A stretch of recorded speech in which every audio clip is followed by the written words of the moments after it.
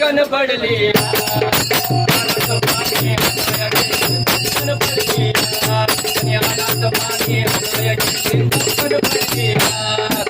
आजोबाई वाजबाई आजोबाई वाजबाई कसं केली आणि हाडाचं पाणी हाताया गेले धडकन पडली